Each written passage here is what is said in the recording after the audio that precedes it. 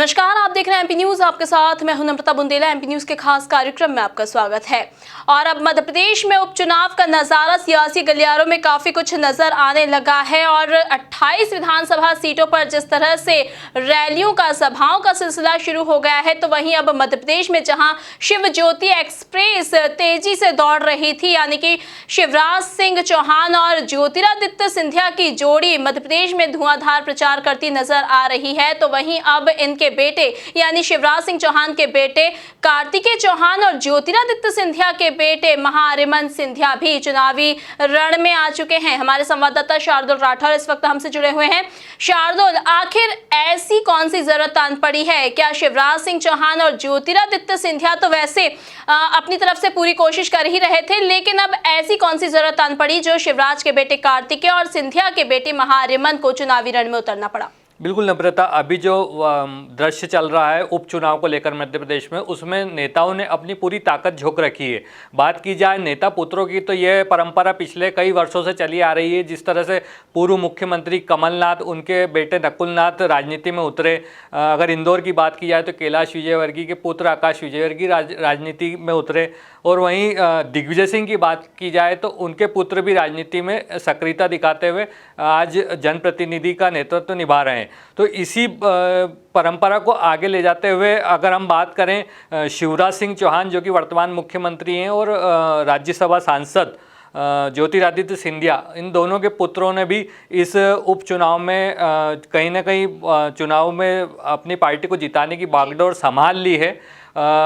शिवराज सिंह चौहान के जो पुत्र हैं कार्तिकेय, वो हाल ही में मुंगावली विधानसभा में जो प्रत्याशी थे उनके प्रचार के लिए वहां पर पहुंचे। रास्ते में उन्होंने मीडिया से चर्चा की कि वो प्रचार के लिए वहां पहुंच रहे हैं, और जो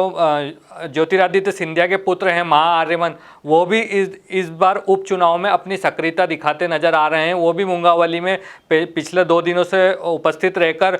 जो कार्यकर्ता हैं उनमें जोश भरने का काम कर रहे हैं। वहीं जो मतदाता हैं उनके बीच अपनी लोकप्रियता का फ़ायदा उठाते हुए अपने पक्ष में, अपनी पार्टी के जो प्रत्याशी उनके पक्ष में मतदान करने की अपील करते नजर आ रहे हैं। जी बिल्कुल, अपील तो करते नजर आ रहे हैं, लेकिन शार्दुल, इसके आगे सवाल ये भी आता है कि जिस तरह से शिवराज और महाराज दोनों की जोड़ी मध्य प्रदेश में अब काफी फेमस हो चुकी है और चुनाव प्रचार इनका धुआंधार तरीके से चल रहा है, और दोनों की जोड़ी जब भी मंच पर आती है तो जनता का जो सैलाब उमड़ता है वो देखने लायक होता है। तो क्या अगर हम कार्तिकेय चौहान और महाअरिमन सिंधिया की अगर हम बात करें तो ये जोड़ी भी क्या मध्य प्रदेश में उसी तरह से चुनावी रंग बिखेर पाएगी? बिल्कुल नम्रता, इससे पहले जब ज्योतिरादित्य सिंधिया कांग्रेस पार्टी का नेतृत्व करते थे तब ये बात नहीं थी, लेकिन अगर अभी दोनों एक ही पार्टी में हैं, बीजेपी में, दोनों जो हैं ज्योतिरादित्य सिंधिया और शिवराज सिंह चौहान, जिनको लेकर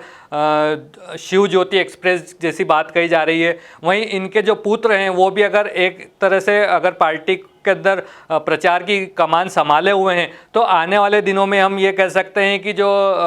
अपने पिताजी की विरासत है और जो पार्टी में सत्ता संभालने का जो एक परंपरा चली आ रही है उसको ये लोग आगे ले जाएंगे। वहीं बात की जाए एक बड़े घराने से इन पुत्रों के आने की, तो एक बड़े घराने के होने के नाते जो फैन फॉलोइंग शिवराज सिंह चौहान की है और ज्योतिरादित्य सिंधिया की है, वो फैन फॉलोइंग कहीं ना कहीं इन नेता पुत्रों को भी प्रभावित करती है, और इनके कहे अनुसार इनकी जो शैली रहती है उसको अपनाकर और इनके पक्ष में मतदान करने के लिए तैयार रहते हैं। जी बिल्कुल तैयार हैं। अब बीजेपी भी और कांग्रेस भी दोनों ही अब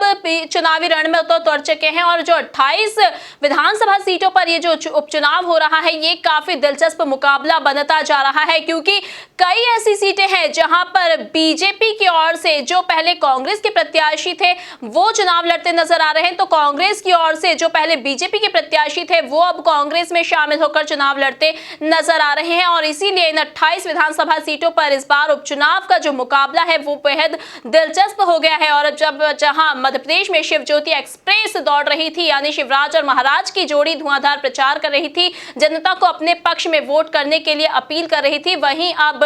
महाआर्यमन सिंधिया और कार्तिकेय चौहान की जोड़ी भी अब चुनावी रण में उतर चुकी है। अब देखने वाली बात होगी कि क्या शिवज्योति जोड़ी की तरह ही महाआर्यमन और कार्तिकेय की जोड़ी भी चुनावी रंग बिखेर पाएगी, क्या जनता को अपनी तरफ आकर्षित कर पाएगी या नहीं। ताजा तरीन खबरों के लिए आप बने रहिए हमारे साथ, देखते रहिए एमपी न्यूज। नमस्कार।